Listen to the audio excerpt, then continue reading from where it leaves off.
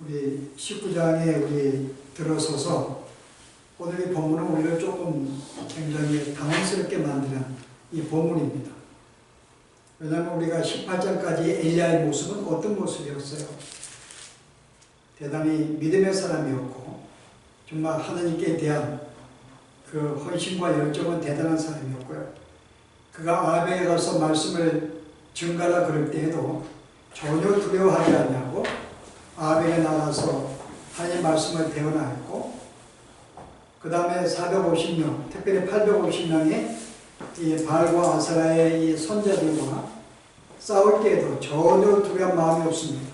담대하게 하나님을 바라보고 싸웠던 이 엘리야였고, 뿐만 아니라 얼마나 믿음이 좋았는지 그가 제단에 소만 쌓아놓은 것이 아니라 그 앞에 또랑에 물을 쏟아가지고 진짜 하나님의 어떤 이 응답과 역사하심을 그가 온전히 믿으면서 정말 이렇게 물을 부었던 어떤 그런 분명한 믿음을 가진 이 존재였는데, 오늘 19장에 들어가가지고는 너무나 이 모습이 우리가 이해할 수 없는 그런 모습으로 우리가 실족하는 그런 모습을 볼 수가 있습니다.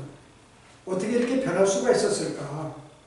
조금 전까지만 해도 정말 죽음의 두려움도 없이 겁도 없이 오늘 하나님을 붙잡고 믿음 가운데 담대함을 살았던 이 엘리야가 어떤 순간을 맞이해요? 아니, 아합이 갈멜산에 일어났던 모든 사건들을 이세벨에게 이야기하였더니 이세벨이 그냥 죽이겠다고 이야기를 합니다. 근데 여기에 놀래가지고 자기의 생명을 보존하기 위해서 그냥 도망가는 거예요. 전에는 어땠는가요? 전에는 내가 이런 일을 만나게 되면 하나님 내가 어떻게 할까요? 어떤 하나님의 어떤 응답을 기다리거나 어떤 주의 어떤 나에게 말씀하셨다지는 움직이지 아니했던 엘리야였습니다. 근데 전혀 하나님께도 묻지 아니하고 그냥 그 소식을 전해 듣자마자 자기의 생명을 보존하기 위해서 도망을 가는 거예요. 근데 이 도망도 어디까지 도망을 가요? 여기 보시면은 3절에 보시면요, 유다에 속한 부엘세바에 이르러. 여러분, 유다 당시에 지금 엘리야가 사역했던 곳은 북쪽 이스라엘입니다. 그 실제 이 이세벨의 통치가 미치지 않는 곳이 유다 땅이에요. 그 설계 그가 나에게 올 수 없는 그 동네까지 지금 도망을 간 것입니다. 그래서 거기 가지고 뭐라고 해요? 죽기를 이제 원하는 거예요. 주님, 더 이상 살고 싶지 않습니다. 내 생명을 취해가 주세요. 자살하지 않는 게 다행이죠, 그죠? 예, 오히려 하나님께 생명을 걷어가 달라고 이야기하는 이 엘리야의 모습. 우리는 여기서 굉장히 좀 당황스러움을 느낍니다. 어떻게 바로 이 전까지만 해도 최상의 믿음의 상태, 그런 삶을 살다가 어떻게 지금 한순간에 최악의 지금 상태에 머물고 있는 엘리야의 모습이거든요. 어떻게 이렇게 변할 수가 있을까? 우리는 여기에 우리가 조금 생각을 해봐야 됩니다. 어떻게 한 사람이 이렇게 한순간에 변할 수가 있을까? 그것도 보통의 믿음이 사라진 게 아니에요. 최악의 상태로 떨어집니다. 하나님을 원망하고 죽기를 각오하고 생명을 보존하기 도망가고 최악의 상태로 떨어지는 이 모습이에요. 자, 우리가 이 정도 상태에서요, 여러분 실제 이 사람이 왜 이런 상태가 되었을까요? 왜 이 사람이 이런 상태가 되었을까요? 오늘 여러분 본문에 보시면은 우리가 이 사람이 왜 이런 상태가 되었는가를 우리는 조금 이해할 수가 있습니다. 왜 이 사람이 이런 상태가 되었을까? 이세벨이 죽인다고 했는가? 예, 죽인다고 했는가? 아니, 전에는 아합이네 이세벨이 죽인다고 하지 않았는가요? 실은 그 오히려 그 많은 사람들을 풀어가지고 엘리야가 숨은 것을 계속 찾아내게 만들면서 그를 잡으려고 위협을 느꼈던 상태였습니다. 근데 지금 자기 생명을 죽인다고 위협받았을 때 직접 잘한 것도 아니라 사람을 보내어서 그 이야기를 합니다. 전 같으면은 먼저 하나님께 묻죠. 하나님, 내가 어떻게 하면 좋을까? 이렇게 날 죽인다는데 그가 또 하나님을 위해서 생명을 그가 아꼈을까요? 전에는 생명을 아끼지 않았어요. 내가 죽으면 죽으리라 그런 마음으로 살았는데 한순간에 자기의 생명이 죽을까봐 두려워합니다. 그리고 낙심하고 절망하고 도망가는 이런 모습이에요.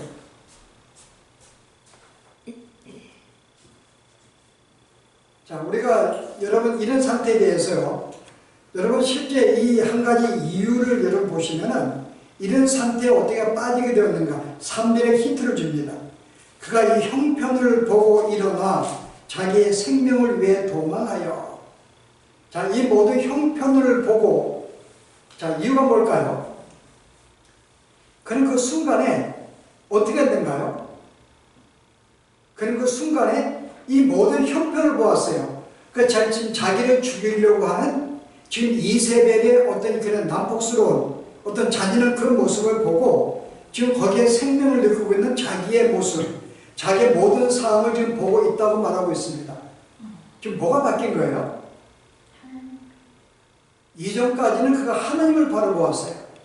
이제는 그가 어떤 위기를 만날 때 하나님을 바라보았고 그가 기도하였고 주의 응답을 바라면서 그 말씀들을 움직인 그 하나님을 바라본 자였는데 오늘 이 순간은 하나님을 바라보지 아니하고 누구를 바라보게 돼요? 지금 자기가 속한 자기를 바라보는 거예요. 자기가 처한 상을 바라보게 됩니다. 그 자기가 처한 상을 바라보게 되니까는 어이구 자기 생명을 위험을 느끼는 거예요. 이게 뭔가 내가 지금 죽을 것 같구나. 상황을 보니까는 갑자기 생명의 위협을 느끼고 두려움을 느끼는 것입니다. 바로 이 한차예요. 하나님을 바라보지 아니하고 자기의 상황을 바라보았을 때 여러분 실제 이런 모습이 많이 나와요. 어떤 하나님을 바라보지 아니하고 자기의 상황을 주어진 상황만을 바라보았을 때 순간적으로 그 상황에 두려움을 느끼고 어려움을 느끼고 고통을 느낍니다.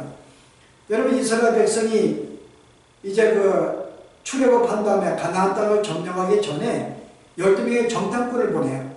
근데 그 중에 10명이 돌아와서 하는 보고가 뭘까요? 우리가 보았더니 우리는 그 땅을 점령할 수가 없다 그럽니다. 그들의 키가 너무나 장대하고 너무나 무기도 갖춰져 있고 거기에 우리는 아무것도 가진 것도 없고 키도 약하고 우리는 맷띠와 같다 이야기해요. 근데 그때 돌아올 때 그들이 뭐라고 이야기해요? 한번 보시면 민수기 13장인가요?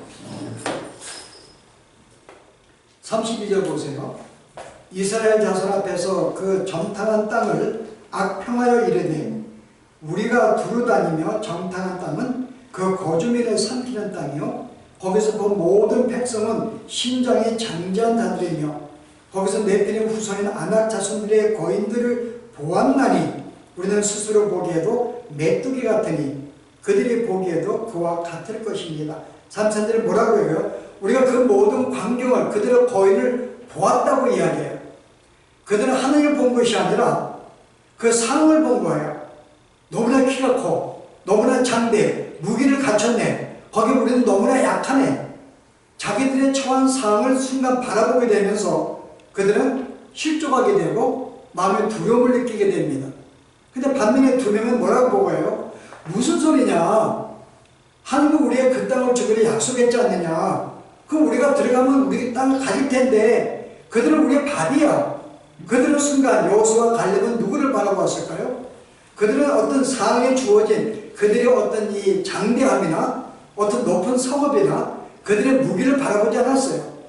그들은 오히려 하나님이 말씀을 그들이 믿었고 하나님을 바라보았고 그 가운데 그들은 담대하게 우리는 점령할 수 있어 라고 이야기한 것입니다.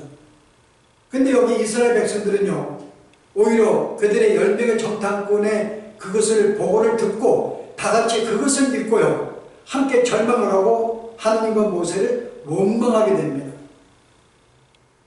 여러분 베드로는 어떤가요? 예수님이 베드로를 모든 제자들이 이제 물가를 먼저 가라고 배를 띄워 보내는데요 예수님은 따라가지 않았어요. 근데 갑자기 뭐가 나왔는가요? 한참 배가 가는 중에 풍랑이 일어나고 배가 일어난 거예요. 예수님이 함께 갔던가요? 예, 함께 가실 때 여러분 보세요. 예수님이 주무시고 계셨는데 30절에요. 그때 베드로가 바람을 보고 무서워 빠져가는지라 소리질러 이르되 주여 나를 구원하소니. 지금 순간 뭘 받는가요? 그들은 순간 예수를 바라본 게 아니라 자기들이 넘치는 어떤 이 큰 파도라든지 힘쓰던 풍랑, 이 바람을 그들은 바라보고 순간 두려움을 느끼게 됩니다. 그러니까 지금 우리가 이 성경에 볼 때 많은 믿음의 사람들이 어떤 어려운 상황을 만날 때 그 상황의 현상, 놓인 처지만을 바라보게 될 때에는 그들은 두려움을 느끼고 고통을 느끼게 돼요. 그런 가운데서 하나님을 바라보게 되면요, 그들은 두려움을 느끼지 않게 됩니다. 바로 그 케이스가 모세 같은 경우죠.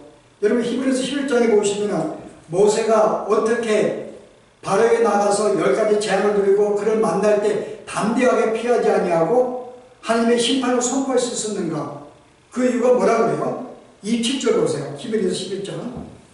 믿음으로 애굽을 떠나 왕의 노함을 무서워하지 아니하고 곧 보이지 아니하는 자를 보는 것 같이 하여 참았으며, 보이지 않는 하나님, 그의 약속을 마치 보는 것처럼 그것을 바라보고 그 모든 것을 견뎠다고 이야기합니다. 아랍에게 나갈 때 담대하게 나갈 수 있었고 어떤 상황에 처하든지 두려워하지 아니하고 그가 믿음으로써 이 모든 것을 강하게 행했다는 걸 볼 수가 있습니다. 여기에 바로 엘리야가 그런 거예요. 어떤 순간 위기를 만났는데 그 순간 그가 하나님을 바라보면 그 모든 걸 통치하시고 조절하시는, 자기를 지키시는 하나님이 분명히 계시는데 그 하나님을 바라보지 못하고 순간 상황을 바라본 거예요. 그들의 적이 너무나 무서워요. 너무나 두려워요. 거기에 나는 너무나 약해요. 갑자기 이 상황에 처지만 보니까는 갑자기 걱정과 두려움과 염려가 생기는 것입니다. 이게 바로 엘리야가 실족하게 된 바로 원인입니다. 하나님을 바라보지 않냐고 바로 주어진 상황을 바라보았다는 거죠. 여기에 문제가 있었어요. 그럼 우리가 한 가지 질문 있잖아요. 근데 왜 갑자기 왜 지금까지 계속 어떤 위기를 만날 때 하나님이 그에게 명하고 악을 찾아가라 그럴 때 하나님을 바라보고 믿음으로 행했던 그가 왜 갑자기 하나님을 다시 한번 바라보지 아니하고 그가 이 상을 바라보게 되었는가?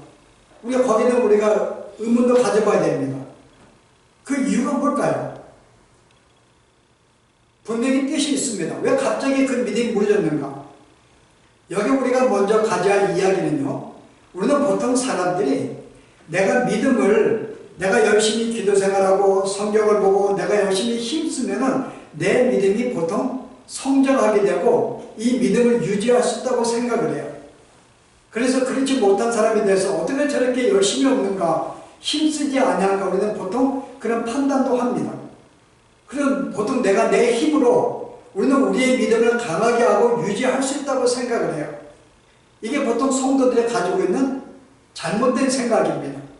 여러분, 우리의 믿음은 우리가 힘쓴다고, 우리가 예를 쓴다고 그 믿음을 우리가 붙잡거나 유지하고 지탱할 수가 있는 게 아니에요. 믿음은 누구에 의해서요? 하나님이 나에게 믿음을 주셨고 그 믿음을 붙잡아 주시지 아니한다면 어느 누구도 믿음 생활을 할 수가 없습니다. 그러면 내가 지금 믿음 생활하고 있는 것은 누구의 은혜인가요? 하나님의 은혜죠. 하나님이 이 순간도 나를 붙잡아주고 그 믿음을 유지하며 살아갈 수 있도록 나를 붙잡아 주었기 때문에 내가 이 정도의 믿음 생활하고 있는 것이지, 하나님이 한순간에 나를 붙잡아 주지 아니하면요, 우리는 믿음 생활할 수가 없습니다. 여러분 시편에 보시면은 시편 기자가 이렇게 이야기를 하는데요. 여러분 119편인가요? 116절 보시기 바랍니다. 주의 말씀대로 나를 붙들어 살게 하시고 내 소망이 부끄럽지 않게 하소서. 나를 붙드소서. 그리하시면 내가 구원을 얻고 주의 율례들에 항상 주의하리다. 잘 보세요. 내가 주의 말씀대로, 주의 말씀에 따라 주님 나의 약속했습니다. 함께 하신다고. 그러면 나를 붙잡아 준다고 약속했습니다. 그럼 나를 붙잡아 주세요. 그러면 내가 살게 될 것입니다. 주님이 나를 붙잡아 주신다면 살게 될 것입니다. 그리고 내 소망을 부끄럽지 않게 살게 될 것입니다. 주님 나를 붙잡아 주십시오. 그리 하신다면 내가 구원을 완성하게 될 것이고 내가 주의 모든 율법들도 내가 잘 지킬 수가 있을 것입니다.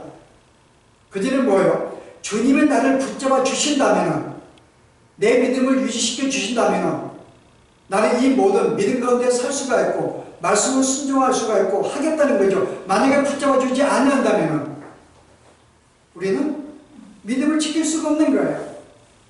오늘 여기에서 볼 때 하나님이 지금까지 계속 그의 믿음을 붙잡아 주었던 하나님께서 왜 이 순간에 그러면은 그 믿음을 붙잡아 주지 아니했을까? 왜 그를 내버려 두었는가가 중요합니다. 왜 순간 내버려 두었을까요? 아니 계속 믿음을 좀 갖게 해주시지, 믿음을 살게 만들어 주시지. 분명히 하나님의 뜻이 있습니다. 왜 한순간에 그에게 붙잡아 주지 아니했는지요. 오늘 봉독하지 않았지만 여러분 10절에 보시면 그 힌트를 우리에게 주고 있어요. 왜 순간 믿음을 붙잡지 않았는지 10절 보실래요? 그가 대답하여 내가 만군의 하나님 여호와께 열심히 유별하오니 이는 이스라엘 자손이 주의 언약을 버리고 주의 제단을 헐며 칼로 주의 선지자들을 죽였으며 오직 나만 남았거늘 그들이 내 생명을 찾아 빼앗으려 하나이다. 자, 10절에 어떤 힌트가 나온가요? 왜 하나님이 지금까지 붙들어 주었던 그 믿음을 이 순간에 갑자기 손을 놓았을까요? 내가가 몇 번이 반복돼요? 3번이 나옵니다. 내가 일을 했다는 거죠. 내가 뭐예요? 내가 내 열심히, 나 이 정도 열심히 있었는데요. 내가 이 정도 열심을 가지고 내가 주 앞에 믿음 가운데 순종하였고 내가 바알과 이 모든 신들과 싸웠고 내가 모든 걸 싸웠는데 내가 이런 열심히 있었는데 그 열심의 결과가 안 나온 거예요. 그리고 또 뭐라 그래요? 나만 남았다는 거예요. 지금 상황을 제대로 보지 못합니다. 아니 한 가지 여러분, 이스라엘 자손이 선지자들을 죽였는가요? 그 이세벨이 죽였지. 판단도 지금 혼돈되고 있는데 다 죽은 게 아니에요, 여러분. 이 중에 어떤 사람들은 오바댜가 선지자들을 100명이나 숨겨놓기도 하고요. 나중에 보면은 하나님 믿음에 무릎 꿇지 아니한 7,000명이 있다 그래요. 여전히 그런데 믿음 가운데 있었는데 오늘 뭐예요? 내가 보니까 나밖에 없는 것 같아요. 여기도 나라고 하는, 나만, 그죠? 그들이 또 내 생명을, 나를 죽이려고 합니다. 여기 포인트가 나라는 거죠. 이 모든 것이 내가 이 정도 열심히 있었고 내가 이 정도 했고 내가 헌신했기 때문에 내가 주 앞에 내가 이렇게 봉사하였는데 어떻게 이런 결과가 나왔는지요? 라고 이야기하고 있는 거예요. 뭘 볼 수가 있는가요? 한순간의 교만함, 이기적인 그런 모습을 순간에 보게 됩니다. 순간 이 사람이 교만해졌어요. 내가 일을 해가고 보니까는 850명을 내가 이렇게 막 그냥 사람들에게 선제들을 내가 죽이기도 하고 능력을 보이기도 하고 자기가 기도해가지고 비가 내리기도 하고 이런 걸 볼 때 하나님의 은혜인데 순간 그것을 내가 내 열심과 내 믿음과 나의 기도로 이 모든 것이 된 것이냐? 내가 했다는 것입니다. 이 순간 자기의 교만함에 빠졌고 자기의 약함을 알지 못했어요.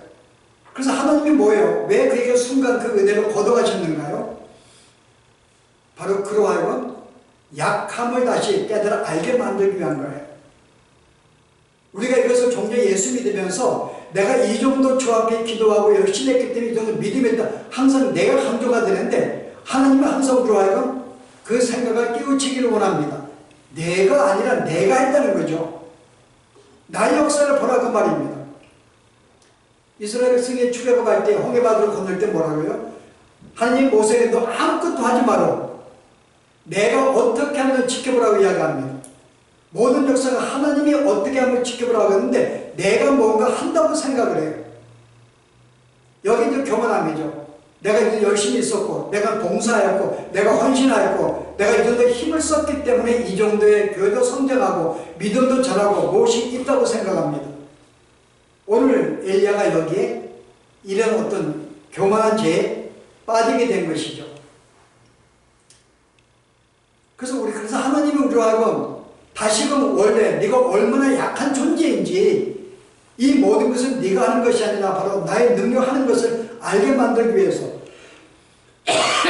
이 모든 구원이 너의 열권 노력이 아니라 나의 은혜로 이루어짐을 알게 만들기 위해서 하나님은 바로 이와 같은 사건을 허락하신 거예요. 그래서 우리의 믿음을 잠깐 놓으신 거예요. 그 놓으시면서 우리가 그 순간에 얼마나 우리가 약한 존재인지를 그냥 말 한마디에 그냥 기가 죽어가지고 생명을 보존하기 위해서 도망가는 이 나약한 모습을 하나님이 다시 보게 해서 더욱 하나님을 붙잡고 의지하고 겸손하게 만들기 위해서 하나님이 잠시 그에게 걷어간 거죠. 우리는 이것을 알아야 돼요. 그래서 바울이 우리에게 뭐라고 해요? 너희는 어떤 존재인가를 우리에게 설명해 주는데요.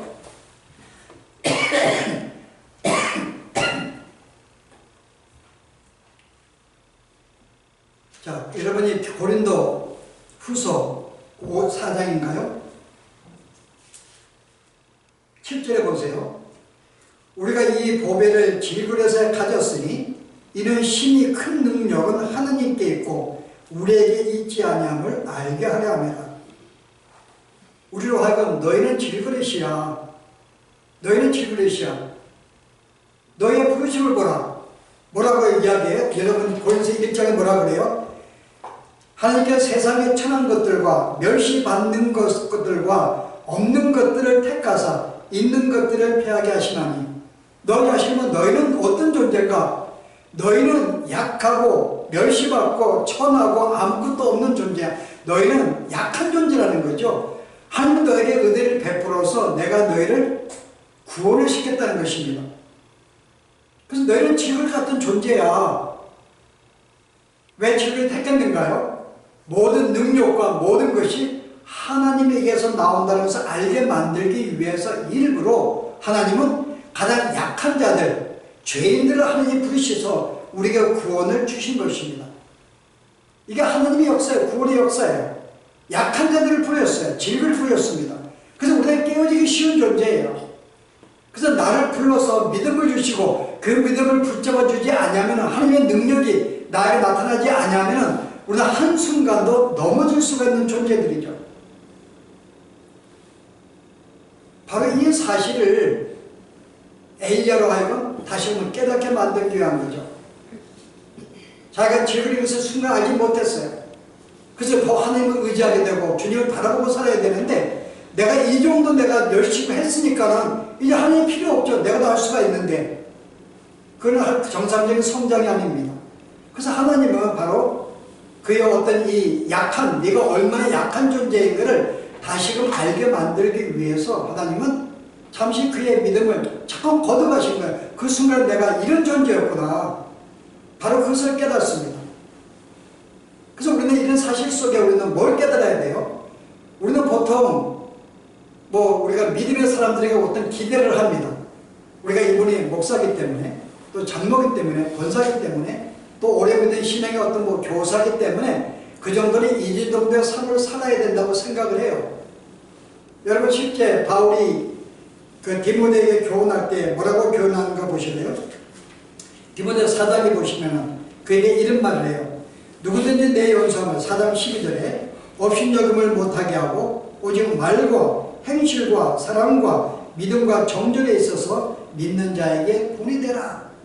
너의 모든 행동에 있어서 말에 대해서 믿음이 항상 본이 되라고 권면을 해요. 그래서 이게 보통 성도들의 기대치입니다. 다른 우리 성도도 같이 예수 믿는 다른 직분자들에게 지도자들에게 보통 이런 걸 기대해요. 물론 기대하죠. 우리가 권면하고 있으니까는.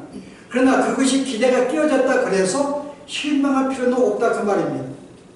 이 사람이 이렇게 어느 정도 믿음 살아다가 어느 순간에 이걸 지키지 못했어요. 넘어지기도 했습니다. 근데 우리는 거기에 실망을 하고 우리는 그에게 또 배척을 하기도 하고 마음속에 우리는 좌절하게 돼요. 어떻게 저렇게 할 수가 있을까? 그러나 오늘 성경은요, 인간이 그런 존재라는 거죠. 우리 모든 믿음의 사람들이 특별히 우리가 영적인 어떤 직분자를 할지라도 어떤 존재라고요? 우리는 믿음을 하는 가운데 순간순간 우리는 넘어질 수 있다는 거예요. 자빠질 수 있습니다. 왜냐하면 그것을 하나님께서 아까 은혜를 거두셨기 때문에 충분히 약한 모습을 보일 수가 있어요. 그건 죄의 뜻이 있으니까 그런 모습을 살게 만든 것입니다.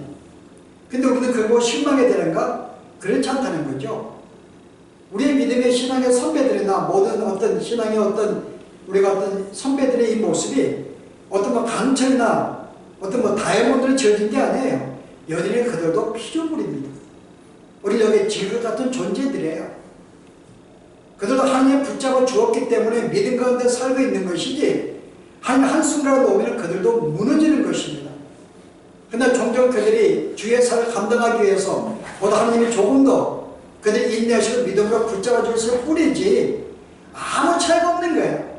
그래서 여러분들의 다른 믿음의 식구들이 넘어진다 할지라도 우리는 그를 우리가 안타깝게 보고 위해서 기도할 뿐이지 어떻게 저렇게 못났을까 라고 할 수 있는 우리가 문제가 아닙니다. 우리는 연약한 존재들이기 때문에. 근데 오늘 엘리야가 바로 이런 사실을 깨닫지 못했어요. 당시 신앙의 많은 선배들, 우리가 볼 때 여러분 성경 가운데 어느 누구가 완전한 존재가 있었는가요? 아브라함도 자기 아들을 누이라고 속여 2번씩이나 속이는 경우도 나오고요. 또 모세는 어때요? 하나님이 반석을 한 번 치라고 했는데 분노하면서 2번이나 치기도 하고, 다윗은 그렇게 믿음 가운데 전부터 살았지만은 바스바를 범하는 간음을 하기도 하고 그의 남편 우리아를 준 살인을 범하기도 하고요. 여러분 실제 신약에 와서도 바울도 마찬가지예요. 바나바가 계속 싸우잖아요. 누구를 두고 내가 이 마가를 데려가느냐 안 데려가느냐. 1차 전도에 데려갔는데 그가 잠깐 연락해가지고 도망간 사실을 두고 2차 전도 여행 때 데려가느냐 안 데려가느냐. 바울은 못 데려간다. 바나바는 데려가자. 기회를 주자. 계속 싸웁니다. 여러분 이런 약한 모습은 그들이 못나서 길그리시다 그런 모습이 나오지만요. 그 순간은 주님께서 잠깐 은혜로 거두신 거예요. 어떤 우리의 교훈을 주시기 위해서. 이게 우리들의 현장의 모습인데 오늘 엘리야는 뭐예요? 자기가 약함을 인정하지 순간 못한 거예요. 내가 이 정도로 주 앞에 열심을 했고 이 정도 했기 때문에 이 정도 결실이 내가 나올 것이라고 생각했는데요. 이런 마음 때문에 그가 교만해졌고 그 결과 하나님이 그 은혜를 잠시 거두셔서 네가 어떤 존재인가를 알게 만드신 것입니다. 자, 오늘 우리가 주어진 이 말씀 가운데서요. 오늘 우리가 생각할 것은 우리는 어떤 존재인가? 여전히 우리는 지옥 같은 존재입니다. 우리 안에 하나님의 능력이 나타나게 하기 위해서 그러한 존재들로 부름받은 존재들이에요. 우리가 이런 사실을 안다면 우리는 보다 겸손하게 우리가 약함을 알고 더 주 앞에 의지하면서 순간순간마다 우리가 살아야 할 필요가 있습니다. 물론 우리는 평상시 주님이 항상 우리를 붙잡아 주세요. 믿음 가운데 살게 만들어 주십니다. 근데 오늘 내가 실족할 때에는 그 문제가 있는 것입니다. 왜냐하면 내가 뭔가 문제가 있기 때문에 그와 같은 교훈을 주시기 위해서 나라가 잠시 은혜를 내가 붙잡아 주지 않는 거죠. 그때 우리는 봐야 돼요. 내가 왜 이렇게 했는가? 나에게 무슨 문제인가를 발견해야 됩니다. 그리고 우리가 이 땅에 살아갈 때 오늘 엘리야가 왜 두려워하고 걱정하였을까? 그가 어떤 상황에도 하나님을 바라본다면 두려워할 필요가 없습니다. 말씀 한마디로 우리를 지으신 하나님, 능력의 하나님, 죽은 자를 살리시는 하나님, 흙을 빚어서 인간을 만드시는 이 하나님이 나와 함께 하신다는 사실을 안다면 하나님을 바라보는 자는 실족하지 않습니다. 늘 용기를 얻을 것입니다. 두려워하지 않습니다. 근데 갑자기 내 모든 상황을 두고 상황만 본다면 걱정이 생기는 거예요. 문제 일으키는 자식을 보면, 비즈니스가 안 되는 장사를 보면, 약한 내 몸을 보면, 주어진 내 상황들을 보면 갑자기 염려가 생기고 두려움이 생깁니다. 우리는 그럴 때마다 오늘 엘리야가 이 범한, 이 실수한 이 모습, 우리는 항상 어디로요? 믿음의 사람은 하나님을 바라보고 사는 것이 이게 정상적인 우리의 삶입니다. 그럼 우리가 어떤 상황을 만나든지 상황을 바라보기 전에 먼저 주님을 바라보시고 우리가 믿음의 사람으로 살아가는 이와 같은 삶이 있기를 바랍니다. 기도하십시오.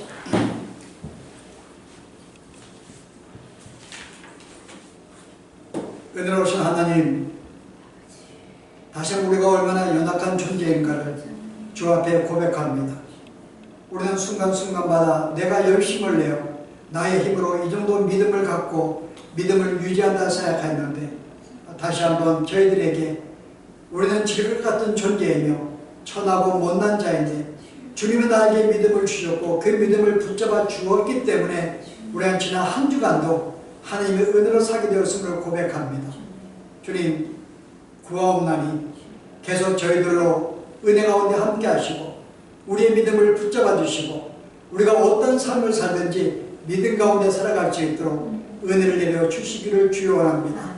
특별히 감과 없는 것은 우리에게 수많은 상황이 놓일 때마다 우리가 오늘 엘리야와 같이 그 상황을 보고 두려워 걱정하는 것이 아니라 이런 상황 속에서도 온전히 하나님만을 바라보고 주님을 통해 다시 힘을 얻고 담대하게 이 땅을 살아갈 수 있는 저희들의 삶이 되도록 하나님이여 축복하여 주시기를 원합니다. 늘 우리와 함께 하시는 주님을 늘 감사하며 믿음 가운데 설 수 있도록 인도하여 주시옵소서. 예수 이름으로 기도합니다.